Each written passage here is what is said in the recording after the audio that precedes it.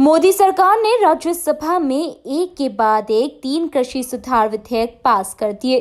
जिसे लेकर कांग्रेस के साथ 8 तमाम विरोधी दल जमकर विरोध कर रहे हैं। मध्य प्रदेश में उपचुनाव को देखते हुए माहौल गर्म है, लिहाजा इंदौर में भाजपा जिला अध्यक्ष डॉक्टर राजेश सोनकर और किसान मोर्चा के प्रदेश उपाध्यक्ष प्रेम नारायण पटेल ने मीडिया से रूबरू होते हुए कृषि विधेयक को किसान हितैषी बताया। साथ ही सोनकर ने कहा, कांग्रेस किसानों को गुमराह करने का प्रयास कर रही है। सोनकर ने एमएसपी पर सफाई देते हुए कहा, इस विधेयक का एमएसपी से कोई संबंध नहीं है।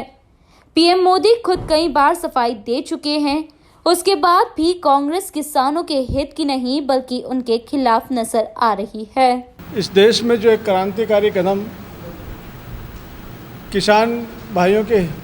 हित में जो बिल देश की संसद में पास हुआ है, निश्चित रूप से ये केंद्र सरकार का वो कदम है जिससे इस देश के किसानों के भाग्य को बदलने वाला क्रांतिकारी कदम है। भारतीय जनता पार्टी की सरकार, चाहे केंद्र की मोदी जी की सरकार हो या प्रदेश की आदरणीय शिवराज सिंह जी की सरकार हो, किसानों को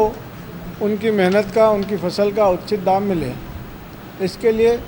हर संभव प्रयासरत भी रही और कटिबद्ध भी रही है। आज देश की संसद में जो बिल पास हुआ है, ये वन नेशन वन मार्केट के माध्यम से किसान बंधुओं को अपनी फसल का उचित दाम प्राप्त करने के लिए अब किसी मंडी या लाइसेंसी व्यापारी के पास अपनी फसल बेचने की बाध्यता नहीं होगी। वो अपनी स्वेच्छा से अपनी फसल का उचित दाम प्राप्त करने के लिए प्रदेश में किसी भी मंडी या किसी भी व्यापारी या बड़ी कंपनी से अनुबंध भी कर सकता है, उसके साथ भागीदारी भी कर सकता है और साथ ही उसको यह पूरा अधिकार होगा कि अगर उस अनुबंध को किसी कारण से करार तोड़ने की, अनुबंध को तोड़ने की आवश्यकता पड़ती है तो वो उस करार को तोड़ भी सकता है, उसका पूरा अपना अधिकार होगा। अभी तक की जो बाध्यता होती थी, किसान भाइयों को बड़ी कंपनियों के साथ में जो करार होता था उसमें अपनी ज़मीन को लीज पर या गिरवी में रखना पड़ता था, उस बाध्यता से भी वो मुक्त होंगे। किसान बिल के मूड को बीजेपी के नेता प्रदेश में होने वाले उपचुनाव में भुनाने का भरसक प्रयास कर रहे हैं ताकि प्रदेश की सत्ता हाथ से न जा सके।